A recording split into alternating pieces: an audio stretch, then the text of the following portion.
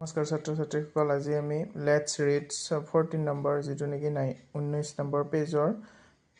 Let's read এখিনি আজি আমি পঢ়িম এখিনিৰ অসমীয়াত অনুবাদটো আমি আজি এতিয়া পঢ়িছো It was a hot summer day in the month of April It was a hot summer day মানে এটো এটা বৰ গৰমৰ দিন গৰমৰ summer day of month in the month of April মাহৰ The school reopened after Bohag Bihu holidays. মানে school আকৌ নতুনকৈ আৰম্ভ হৈছে বন্ধৰ বহাগ বিহুৰ বন্ধৰ পিছত নতুনকৈ আকৌ আৰম্ভ হৈছে Bohag Bihu is celebrated in Assam in the spring season. Bohag Bihu যেতিয়া নেকি আমাৰ বসন্তকাল আৰম্ভ হয় তেতিয়া আমাৰ বহাগ বিহু পালন কৰে সেইটো সময়তে spring season বুলি কয় Two girls, Barsha and Mousumi, were walking to school. Suddenly, Barsha stopped walking.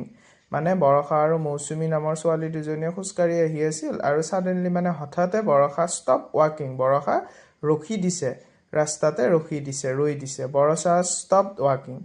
When she walked over to a tree and cleared with joy. তাই কি কৰিছে যেতিয়া নেকি দেখা পাইছে গছডালত এডাল ফুল সেই ফুলডাল তাই দেখি মানে থমকি ৰৈছে আৰু চাই একদম বৰ মোহিত হৈ গৈছে তাৰ পিছত বৰছাই কৈছে Mousumi look here what a beautiful flower কৈছে মৌচুমী চোৱা এইটো ইমান ধুনীয়া ফুল মৌচুমীয়ে কৈছে it is a foxtail orchid এইটো এটা ফক্সটেইল অৰ্কিড হয় অলছো নউন এজ কপৌ ফুল এইটো কপৌ ফুল বুলি কয় ইন দা আছামিজ অসমীয়াত Do you know that it is our state flower? এইটো আমাৰ কি আমাৰ ৰাজ্যৰ আমাৰ ফ্লাৱাৰ আমাৰ এইটো ৰাজ্যৰ জাতীয় ফুল বুলি কওঁ আমি এইটোক তাৰ পিছত বৰখাই কৈছে Oh yes my mother told me হয় মোৰ মায়ে মোক কৈছে about it এইটোৰ বিষয়ে মোক কৈছে